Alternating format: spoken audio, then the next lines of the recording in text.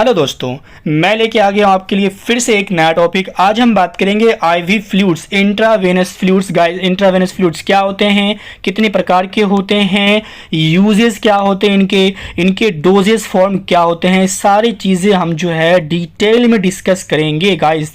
तो चलिए हम स्टार्ट करते हैं यहाँ से विदाउट टाइम को वेस्ट किए हुए।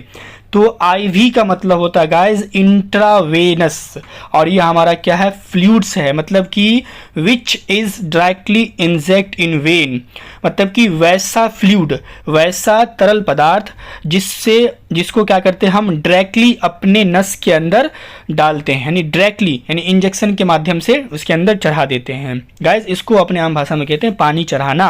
तो ये समझ में आ गया, आईवी फ्लूइड सीधे नस के अंदर लगाया जाता है। बात समझ में बिल्कुल आ गया, आपको आ गया होगा। इसके गाइस 5 प्रकार होते हैं, सभी प्रकार के ऊपर हम डिटेल से बात करेंगे।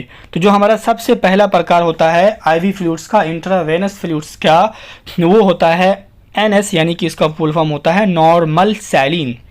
तो गाइज इसके अंदर पाया क्या जाता है, इस नॉर्मल सैलिन अंदर तो इसके अंदर इसकी जो कंपोजिशन है वो है 0.9% NaCl।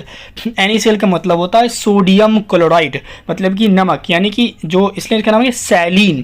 तो जो नॉर्मल सैलिन इसके अंदर NaCl की जो परसेंटेज है वो 0.9% की मात्रा में पाए जाते हैं। अब इसकी जो गाइज जो स्ट्रेंथ होती है वो 2 तरह की स्ट्रेंथ में आती है, एक तो 100 ml की बोतल में आती है, दूसरा 500 ml की बोतल में आती है। ठीक है, आप यहाँ पे देख सकते हो, ये आपका SN फ्लूइड्स का एक पैकेट यहाँ पे आपको दिख रहा है।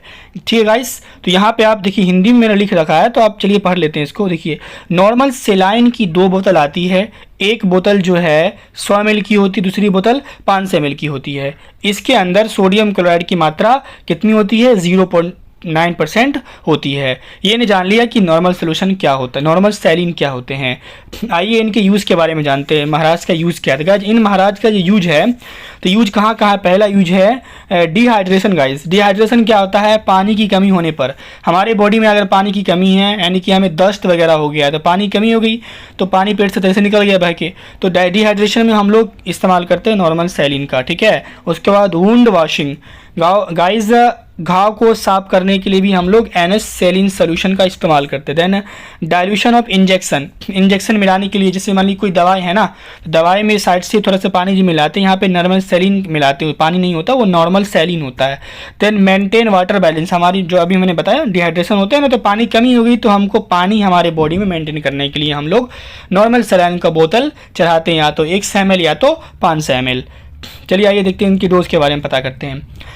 भाई इसका डोज क्या हो सकता है, तो इसका डोज है guys, the dose of normal saline is depend upon patient condition and disease. क्या बात हुई ये, मतलब कि जो नॉर्मल सैलिन का जो डोज है, खुराक है, वो जो मरीज है उसके बीमारी के ऊपर निर्भर करता है कि उस मरीज को कौन सा बीमारी है ना। तो हिंदी में देख लीजिए वही, तो नॉर्मल सैलिन कितना देना है, ये मरीज की अवस्था और उसकी बीमारी को देख कर किया जाता है। तो देखिए कैसे कितना देना होता है, देखिए 2000 से 3000 ml इन 24 आवर्स, यानी कि एक दिन में, 24 घंटा मतलब एक दिन, तो एक दिन में 2000 से 3000 ml उस पेशेंट को नॉर्मल सैलिन सोल्यूशन जो है चढ़ा देना है।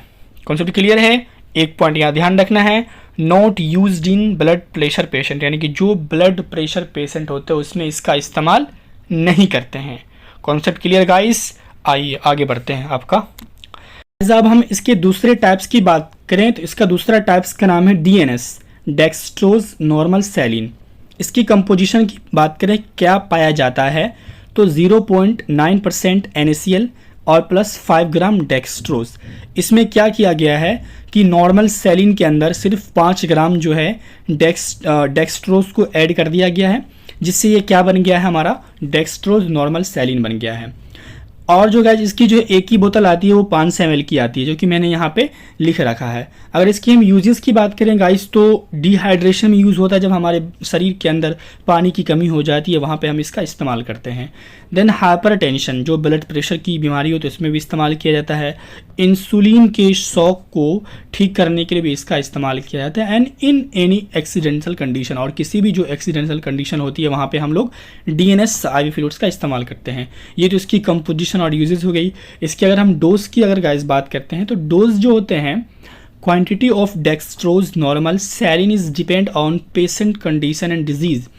क्या कहने का मतलब हुआ, जो हम डेक्सट्रोज देते हैं पेशेंट को, वो उस पेशेंट के बीमारी के ऊपर डिपेंड करता है कि उसको कितनी कैसी किस तरह की डिजीज़ है उसे। कॉन्सेप्ट क्लियर है यहाँ तक ना?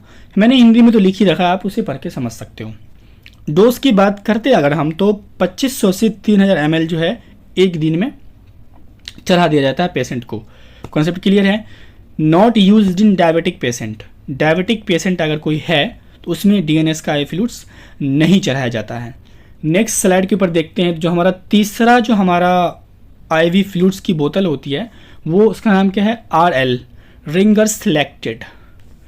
इसके अंदर क्या पाया जाता है, ये कैसे बनता है, इसकी कंपोजिशन क्या है, तो इट कॉन्टेन सोडियम क्लोराइड मतलब कि NaCl, ठीक, potassium chloride KCl, then sodium lactate, बहुत लंबा चौड़ा इसका मोलिक्यूलर फार्मूला हो गया NaC3H5O3, याद कर सकते हो तो कर लेना, वरना कोई इशू नहीं है। तो इसके अंदर ये चीज़ें पाई गई है रिंगर्स लैक्टेट आईवी फ्लूइड्स के अंदर, ठीक है। डोज की अगर हम बात कर लेते, अगर आगे इसका यूज बताएंगे आपको, तो डोज की बात कर लेते तो dose of RL depend on patient condition and their disease. बाकी जो दो पहले थे उनके भी इसी पे डिपेंड थे, और बाकी जो अभी बाकी उनके भी इसी पे डिपेंड होंगे, पेशेंट के कंडीशन और उसके डिजीज़ पे डिपेंड होंगी हम उसको क्या डोज दें। तो इसका जो क्वांटिटी चढ़ाते हैं हम 500 से 1000 ml देते हैं एक दिन में। ये कम चढ़ता है उन दोनों की तुलना में, डेक्सट्रोज सैलिन सोल्यूशन और नॉर्मल सलाइन के कंडीशन में ये कम चढ़ते हैं पेशेंट में। तो ये तो यहाँ से समझ में आपको आ गया। नेक्स्ट अगर आपको हम बताते हैं इसी के यूज़ पे, यूज़ ऑफ RL, इसका बहुत ज़्यादा यूज़ है।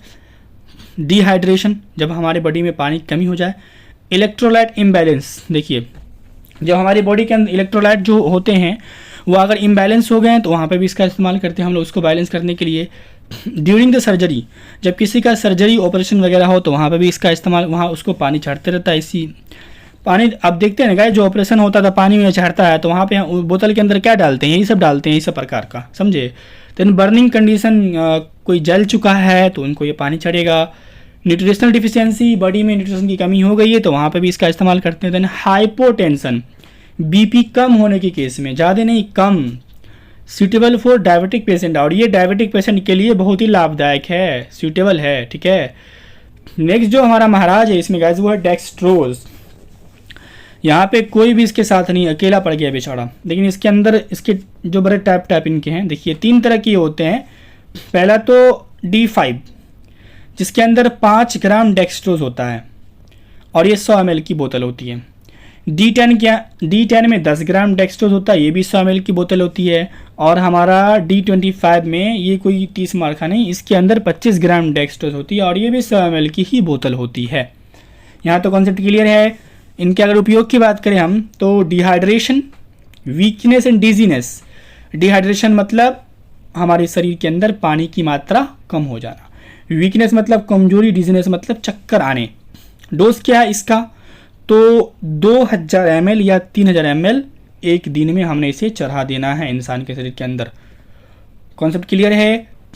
नेक्स्ट भर लेते हैं अपन, ये तो लास्ट ही हमारा मैनिटल सोल्यूशन। गैस हमने 5 बता दिया, देखिए बता सारा बता दिया, आप देखते देखते सारा देख लिए। तो मैनिटल सोल्यूशन की अगर हम बात करें तो it is a diuretic solution. यह गाइस डायूरेटिक सोल्यूशन होती है। So it increase the volume of urine, जिसकी वजह से क्या होता है, ये यूरिन की वैल्यू को, जो हमारे वॉल्यूम है उसको इंक्रीज करा देती है। कंपोजिशन की बात करें तो 20 ग्राम मैनिटल इसमें पाया जाता है 100 ml की बोतल में। तो सर यूज़ कहाँ गया, तो ये रहा यूज़, वॉल्यूम ऑफ यूरिन को ये इंक्रीज करता है। तो गाइस ये देख लीजिए था आपके लिए। Thank you. वीडियो जरूर पसंद आया होगा, आपको आया ही होगा। जो आया है तो चलिए इसका आपको PDF मिल जाएगा, और लाइक शेयर और कमेंट भी कर दीजिएगा, ठीक है। चलिए मिलते हैं एक नए वीडियो में फिर से।